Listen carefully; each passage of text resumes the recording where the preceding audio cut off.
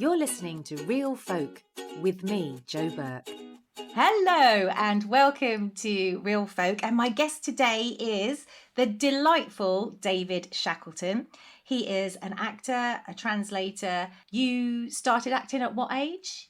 As a teenager, I definitely wanted to train as a professional actor, but I was dissuaded by my father and other people from doing that for the various usual reasons. But the main reason was that I was a very good linguist, and everyone said I should go to university to study languages.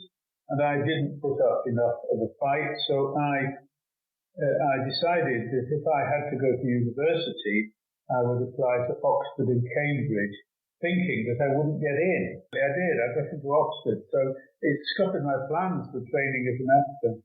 And was it something you felt that you wanted to pursue when you finished, or did?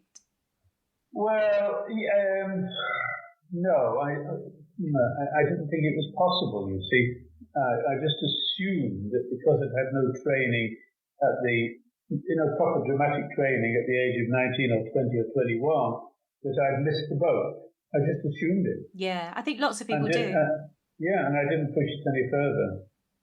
And so you carried on after uni and became a professional translator then, or was that later? Well, translation was only a minor part of my work to begin with. Initially, I was much more of a language teacher. So we should probably tell the listeners as well that it's, I think, quite unusual. Many languages. So Arabic, French, German, Italian. Well, I've never found it difficult to pick up a language. I think once you've got the hard wiring in your brain suitably aligned, it becomes much easier. And I think all linguists will tell you this. They say foolish things like the first dozen are the most difficult, and after that it's easy. Well, that's a bit of an exaggeration. In my experience, if you've learned one or two or maybe three quite thoroughly, the rest are easy. But there are many languages which are hellishly difficult compared with the Western European languages. And only when I was actually working in Hungary actually it was 8 years ago, I started to learn Hungarian. Which was a great pleasure because Hungarian is totally unlike any Western European language. It's not related to any of them. And I had great fun learning Hungarian. So you can add Hungarian to the list as well now, though. Well, let's be careful. Hungarian is so different from your average Western European language. If you don't practice it constantly, you lose it. Right. We are so lazy because the majority of countries speak English. We are notoriously terrible at bothering to learn a language, even before, like you said, just to ask for a cup of coffee or directions when we get there. I have to stop you there, Jo. When you said to me, we are too lazy to blah, blah, blah, my view is you're repeating the statement that you've heard all around you all your life. It's not. I've delivered lectures on this subject quite recently. It isn't that the English are lazy when it comes to learning foreign languages. My view or my thesis is that English people are demoralized by the chaotic nature of their own language. English is unlike any other language that you can learn for various accidents of history and mistakes and misunderstandings. English is an absolute hodgepodge and confused mess of different sources. English has been like a mongrel, picking up bits and pieces here, there, and everywhere. It's not like French or Italian, which is a much purer language. English is a ragbag, and the spelling and pronunciation makes it even worse. And so you think that that's confused us enough to put us off ever trying to learn anyone else's language? Oh, I'm absolutely convinced of it. That's so interesting. Unless people grow up linguistically aware, they assume that other languages will betray them and trip them up as English does. And that's not the case? No, absolutely not. It's completely different. The rule I know quite a lot of European languages, and I know of other languages, like African languages, which use European letters. The standard rule in any language I've ever heard of is that what you see is what you say. But not in English. No, absolutely not. So kids grow up at a very early age. They grow up bewildered and defeated by their own language. And all around you in England, you hear people say, oh, and of course, speller, or how do you say that, or mispronouncing this and mispronouncing that, because they don't have spelling as a guide. Because if you are Italian, you know how to pronounce a new word, even if you've never seen it before, because the rules are the same. Absolutely. Yeah. It's the same in German. I don't know why that's never occurred to me, but and it probably doesn't occur to any other English people very often either. No. When I explain these things to them, how it comes about that English is such an appalling language. Whereas if an English person you go to a small town somewhere that you've never heard of. For example, this little village in Cheshire, where I come from, is spelled Pover. How would you pronounce it? Pover? Well, this is the whole point. I can ask you how it's pronounced. I wouldn't do this if I was Italian or German. Because it would be one way. But I ask you, how would you pronounce it? Because the spelling does not tell you. Put me out of my misery, David. Well, how do you say it? Well, in Cheshire, it's pronounced Pever. Oh, Pever. Okay. Yeah, but you had a choice. Do I emphasize the E or emphasize the O? But you have absolutely no guidance. I thought it was a double bluff, you see. So I thought if the E comes first, it's bound to be Pover. No. But the point is that there's no guidance. There's no way for you to know. Yeah. And that's why I think that the English language is very undemocratic. It's so interesting. And the interesting aspect of that for me was when I said, because we are, and we do perceive ourselves as lazy for not tackling other languages. Well, but yes, but it's a circular argument. You hear people saying that, and you think it's okay to repeat it. Yes, that's true. It's so true, and you say it without thinking, and not just say it. Actually, I feel it. I definitely feel it when I go to other countries, and I am one of those people that does buy a phrase book, because I always feel that it's wildly insulting to rock up at somebody else's country and just expect them to communicate with you on your level, Yes. Well, there's another aspect at work here. Have you ever seen the film A Fish Called Wanda? Yes, I love it.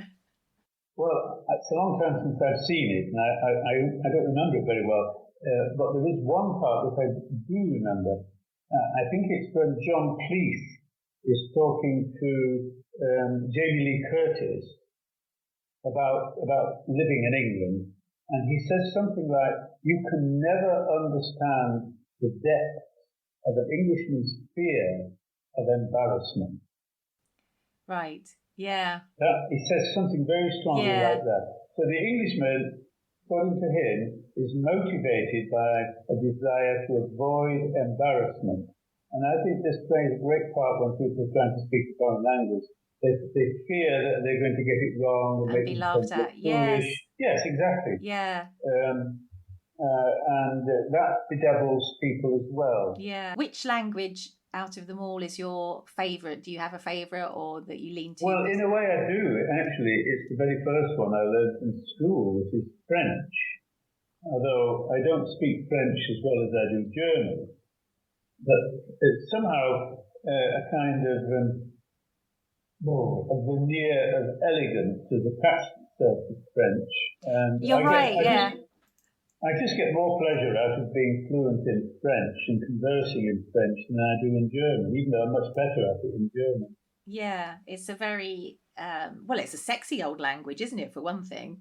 Well, yes, but of course, whether it's sexy or not is very much in the ear of the listener. True. So in many ways, I find French infuriating, even worse than English. I find English infuriating, but worse than English because most of the common everyday words are extremely short and spoken extremely fast. And without a lot of practice, I find French actually very difficult to understand. I can speak it, but I can't understand what people say back to me because I've had no practice for a long time. Yeah, because you have to get an ear for it, don't you? Yeah. That's the trouble when you go with a phrase book, armed with a phrase book Yeah. into Oh, yes, on yes, holiday. yes. You've worked out how to communicate, Oh, but yes. you can't necessarily Yeah. understand what they're saying. So, Well, in any language that you try and speak, it's important to learn a couple of key phrases. One is, I speak a little of language X, but I understand nothing. yes, I say that in every language that I can speak. I think if I could just learn in every language, I understand nothing. That would cover me. Absolutely, yes. But you can say, I can speak a little, because Yes. listening and conversing is an entirely separate skill from being able to organize your thoughts in a foreign language. Yes. It's a different skill altogether. It's not the same. No. And do you feel that you just were sort of born with that ability because being sort of naturally good at linguistics? Well, we're all born with that ability. That is the great surprise. Every human being is born with an instinct to learn the language that he or she hears around him or her. We're all born with this instinct for language. And either some people lose it as they grow up, or some don't, and I never lost it. Yeah. And so were But your it's family... not true. It's not true that I have a special talent. What is true is that it didn't die. Or you didn't allow it to? You had an interest? No, you were I interested was enough? just interested. Yeah, I was interested. And did that interest come from anyone in the family, or was that just something that starts with you? Well, that's an interesting question. I don't really know. I know that my mother learnt German during the Second World War. She had a course book and she went to a course laid on by the local authority to learn German. And do you know what her reason was? No. In case the Germans won. Oh, seriously? So they Yes, that's what she said. They were seriously giving people... I don't know whether that was the reason the course was put on, but she told me that she was learning it in case the Germans won. So who was funding those lessons? Hitler? But no, the local authority. No, I know, but it just sounds almost defeatist. Well, it is defeatist to suggest that a country learns... No, it's not. It goes back to what you're saying, is that we are lazy because everyone speaks English. The fact that everyone, which it's not true that everyone speaks English, but that you think everyone speaks English, puts English people at an extreme disadvantage. Yes. It's an extreme disadvantage. If you only speak your own language, then you're always reliant on someone else choosing to speak English to you. And if they don't want to, they can speak Portuguese or Spanish or Greek in your presence and you don't understand the word. Yeah. So not knowing other languages is a very, very big disadvantage, which most English people seem to not regard. No, and it's a really good point. It is absolutely the case. It's a massive disadvantage, but I don't know. I mean, at school, I was taught French and I actually took French and Spanish, but I don't remember a word of it because I didn't carry it on after that. And I think most people don't. I mean, I know the odd phrase, but there's no sort of encouragement to keep those things when really actually a language is very much worth keeping because, most people want to travel in their life. Yeah. It wasn't taught, thinking back to my education, it wasn't taught in a way, it was taught as an exam and something to pass rather than something that culturally was of benefit to you long term. And just going back to the point that you mentioned, your mum was taught German during the war in case the Germans won. I don't think I've ever heard that. Well, you've heard it now. Yeah, I have. I wonder if other listeners have had the same thing, if their parents or grandparents or, I just find that extremely interesting. You're listening to Real Folk with me, Jo Burke. This would ordinarily be an advertising break, but as I don't yet have an advertiser, why not check out standingoncustard.com, where you can buy all 4 of my children's books, plus my adult comedy book about online dating, all delivered free and signed by me. standingoncustard.com. back to the show. When did you decide to try acting in a more professional, earning a living capacity? Well, let me answer your question in a slightly different way. When I was at university, remember I had wanted to study drama at Radar or at Lambeth. I slowly fell into a nervous breakdown, and I've had several nervous breakdowns in my life. And the one at university in the second year, I tried to end it by suicide, in which I was unsuccessful because I'm here now. But the crucial thing was, and it rumbled on for a decade, was that I was an undisclosed gay man. I didn't realise it properly. I was afraid of it, no doubt. And the other thing was that I should have always been on the stage. These were the two sort of key facts of myself, which I had somehow, for reasons I still don't understand, had buried and denied. When I left university, within a very short time, I was married to a German. Right. So just go back. But when you were at university, you knew you were gay. No, I can't say that I knew it because I didn't understand it. I just knew that I was attracted to other men and boys, but I didn't know what it meant. And when I had a nervous breakdown, I went into a mental hospital in Oxford, and the psychiatrist said to me, "What do you think is wrong with you?" And I said very quietly, "I think I'm mentally homosexual." And he said to me these classic words, which I've never forgotten. He said, "I shouldn't worry about that if I were you. Most young men think that." Now work out, what does that mean? Most young men think that. That means most young men think that they are gay, but don't worry about it. That's an incredibly unhelpful statement. Yes, but it was only a year or two after sexual activity between men age 21 and over was made legal. You have to think of it in the context of the times. It had only just become legal with very many restrictions, and I don't think that the mental health profession had caught up with it and knew what to do. No, you're probably right, yes. It was very new.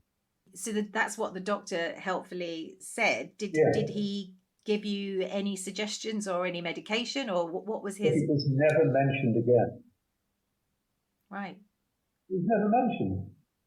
And so, being a quick-witted and reasonably clever young man, I interpreted what he was saying to me as this, that most men have feelings of attraction to other men, but they do nothing about it. They find the right woman, they get married, they settle down, have children, and live happily ever after. That shows you how naive I was, doesn't it? That's what I interpreted it as meaning. And that's how I conducted my life for quite a while. But I think you were not alone in that, because I think, hundreds and thousands of men did at that time. It's all very well saying not alone, but you are alone if you're not in contact with anyone who's having the same experience. And I was alone. I just didn't understand. And so you did you not have any friends or school chums or anything that you could speak openly to? No, I never did. Yeah, I never did. Or family? In some ways, I've had to repeat something which has been told to me in recent years. It is in some aspects of life, I am not the sharpest knife in the drawer. Well, you can't be good at everything, David. No, well, that's what I tell myself. It's a kind of a consolation, isn't it, really? They're certainly not good at working out the nitty-gritty of interpersonal relationships.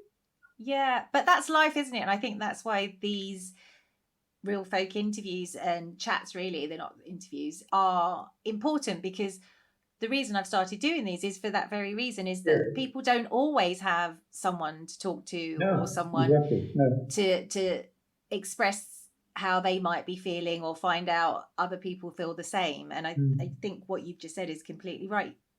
I said, you weren't alone during that period, but of course you are if you feel isolated. Well, exactly. I was alone. Yeah. And because the word alone has many different meanings. Sure. And I was definitely alone. It doesn't matter that there were other people going through the same thing. I didn't know who they were or where they were, so I was alone.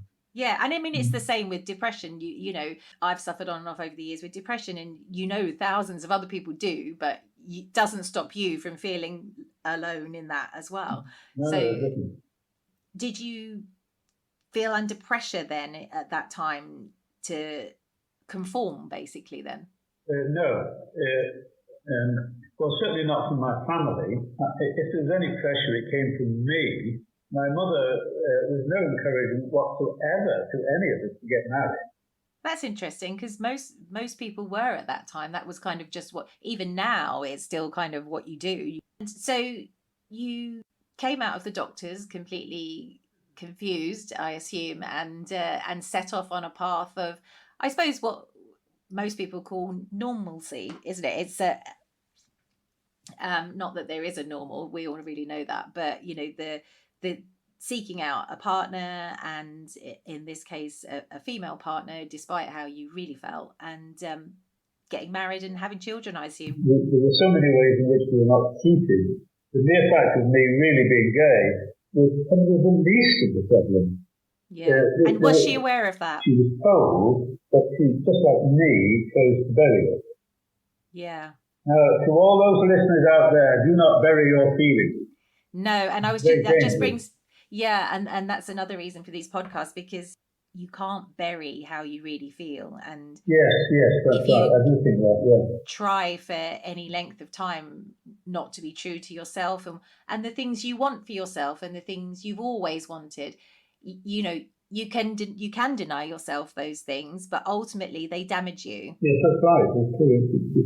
It's sad. It's all very well trying to bury your feelings because you feel that they're inappropriate, but we'll find, in my experience, they find you out in the end and drive you bomb. Yeah. So when did you decide to take to the stage again in full thrust? Well, okay, right. Well, professionally, about 11 years ago, but about 5 or 6 years before that, I walked past an amateur theatre in the centre of Nottingham and saw this sign outside saying open auditions for pantomime. Excellent. And it suddenly struck me, this shows you how easy it is to bury feelings. It suddenly struck me, my God, David, I said, that's what you've always wanted to do. You've always wanted to be in a pantomime. And I sort of buried the whole notion. So I did audition. And so how old were you? This would be 15, 16 years ago. So let's say I was 60. So you're a 60-year-old guy wandering past the local playhouse, says open auditions for the pantomime, and in you trot? Was it as simple as that, or did you? Yes, it was as simple as that. I just said, I'll do it. I'll audition. And so I auditioned. And when the audition finished, they said, well, Mr. Shackleton, they said, that was very nice, thank you very much. But we think that you stand out very badly in our chorus of 16-year-old girls, which is what we're really trying to recruit for. But in the auditioning panel, there was a woman who saw me, who thought I'd be ideal for her next production, which was a stage production of Oscar Wilde's story, Lord Arthur Savile's Crime. And from that day onwards, this thing got better. Because people liked my voice, they liked my acting. I had no qualms about learning the lines. I knew I could learn the lines.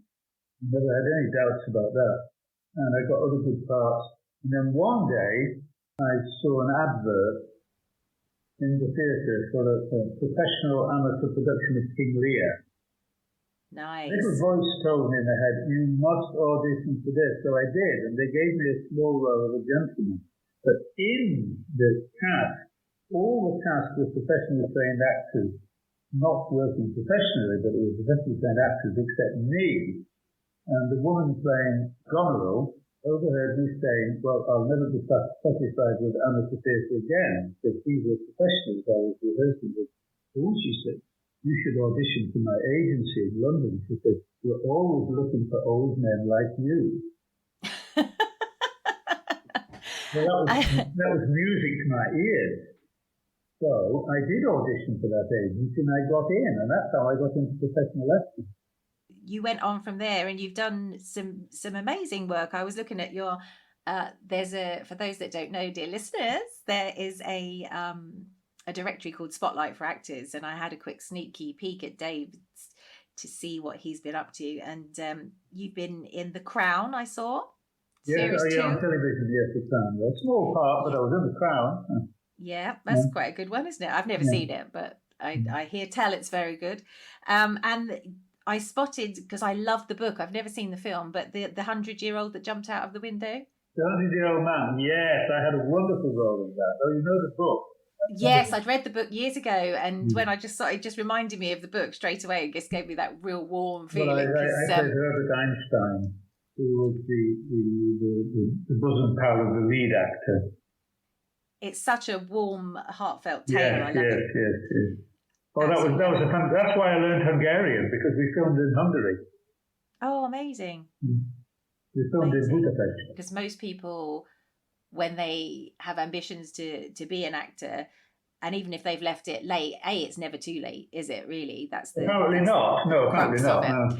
But B, you do have to have a secondary way to make a living, because 99% of us are out of work at any given time. Oh, so you do have to create your own work and have something to fall back on. So for a good portion of your life, you were not doing what you wanted to do. You were not being yes, more than half. Yeah, and then you had this turnaround, which actually was more forced upon you. You didn't really want to get divorced. No, I didn't want that. No. But actually, now in hindsight, maybe that was a good thing, because that pushed you into making some decisions about the direction you did want to go in. So it's given me the freedom really to expand and not be bound by the shackles of an incompatible relationship. I think it's a very important thing. But then, apart from that, lovely experiences in the theatre and filming, making films. I absolutely hate doing an audition and then hearing nothing after it. I know, but that's the story of our lives, isn't it? Yeah. But actually, I did cast for something last week. I cast for a commercial, and today I got an email from the casting director, who shall be nameless, thanking me for saying, and unfortunately, they weren't going to choose me. It's a long time since anyone has had the decency to write like that. That's unheard of. Well, it used not to be. When I started, you used to get quite a lot of feedback from casting directors, whether it was plays or films. You did. You got it. But that's just died out. Yeah. And what words of wisdom would you have for listeners, or even for your younger self, if you could go back and have a quick word? Listen to your feelings. Listen very carefully to your feelings. Listen to what your body is telling you.